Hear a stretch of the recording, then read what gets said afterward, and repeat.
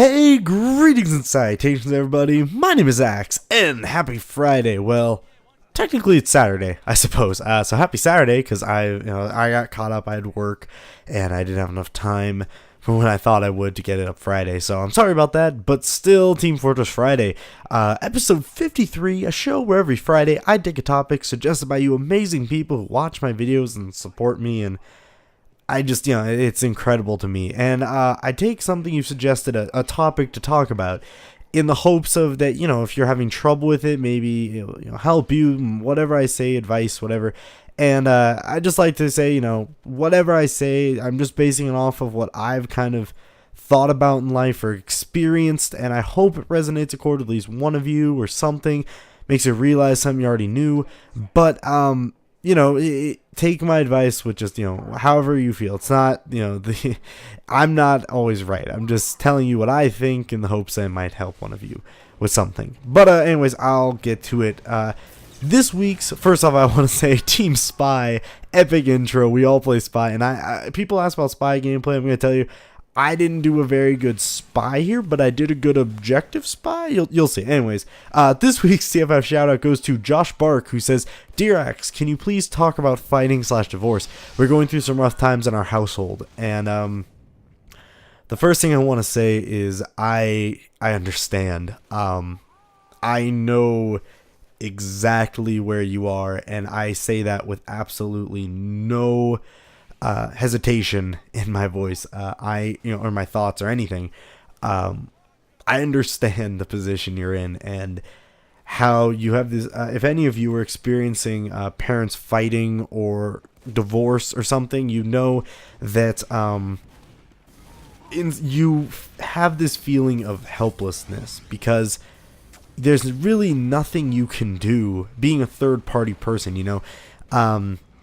there's really nothing you can do. You're kind of caught in the middle of a lot of it, and it's just kind of this unbearable waiting game of like, I don't know how to put this, and this is with bad divorces I'm talking. If your parents are very civil and they just say this isn't working, they get a divorce, and it's all worked out and they're good in front of each other to you, that you are very lucky. But for those of you in this situation too, where it sounds like there's some bitterness and there's some some negative feelings towards one another, I understand the feeling of, again, hopelessness and kind of like just despair that can kind of bring. And I don't mean that sound horrible, just if it drags on for long, you get this feeling of like, I can't control anything. I can't, my parents are fine. There's nothing I can do. And you end up just kind of having nights where, I had days I went to bed listening to my parents yell at each other. And then I woke up and they were yelling at each other. And I felt like I was stuck in this cycle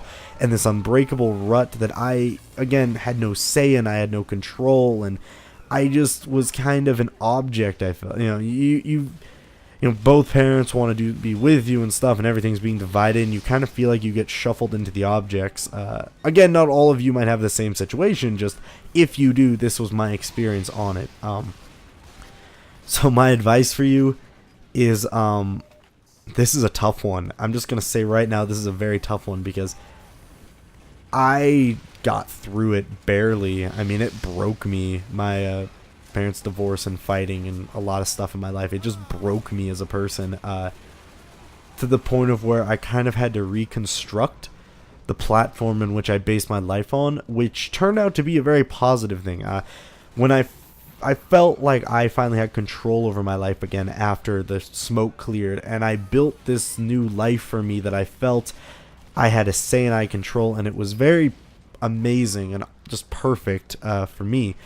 And that all comes later. So I want to say this before the advice is that after this happens, try to create that new chapter, that new fresh breath, as in this is a new experience and this is a new start, and try to grab that feeling because you feel like you're on top of the world. And after going through a dark time like a divorce or parental fighting, that feeling of freedom is something that no one can take away from you. And it's just this revolutionary just feeling of just, I don't know, it literally is just like, wow. That's the only way I could describe it, and it changed my life completely. But what I want to say, as for actual advice, which is again very difficult for me to do, um, don't give up. That sounds so Hallmarty. I'm sorry, but don't give up. These things all eventually will end. They, in time, it's a horrible waiting game sometimes, and I realize that, at times it's like, when is this gonna be over, and whatever, and it sometimes isn't. But you just can't give up. That's how I mean, I gave up at a point, but don't throw yourself all away. Try your best to remember who you are as a person, and that this experience does not define you. You are beyond just that. You are your own person, and you make your own choices, and you have your own decisions, and you have your own voice and say. And at the end of the day, you don't have to live your life like they ended up being. One of my biggest fears since this divorce and since my parents were fighting is that one day when I'm married with kids and all this stuff, when I'm at the stage my parents were at, that I'm gonna fuck so much stuff up. I excuse all that, but just I'm so afraid that I'm gonna mess up my future. That is one of my biggest fears in my life, is that when I get in my parents' age, I'm gonna be just like my mom, or I'm going to never be able to see these things that broke up my parents. That's a fear of mine, and you have to know that you are not them, they are not you, you are you, and all of that is temporary. You just have to hold on and find stuff. Maybe find an escape. I realize that, you might get a bit of criticism for it, but my escape at the time was video games. I would come home, I'd do my work, and I would go into my room, and I'd close my door, and I'd just play video games with my friends, put on the earphones. And I had people, say stuff, kind of like, oh, that's, kind of, that's kind of, not addictive, just, oh, you're doing that a lot. It's like, yeah, because the goal of that is to make it to the end. It's not pretty, but I guess that'd be one of my advice, is find an escape from that, whether it be a sport or whether it be a video game. If you're watching this, or I'm not saying make your life a video game. What I'm saying is find a place where you have control. Find a place where you control. That's a healthy way of doing it. Don't just go and make a ton of poor decisions in your life just because life sucks and be like, well, I want to prove to my parents no, that you're gonna regret that. Find a healthy way to show that you self-control, a way to vent, a way to do stuff. Maybe you have friends you like to do stuff with. Find something that allows you to have control of you and get through your day.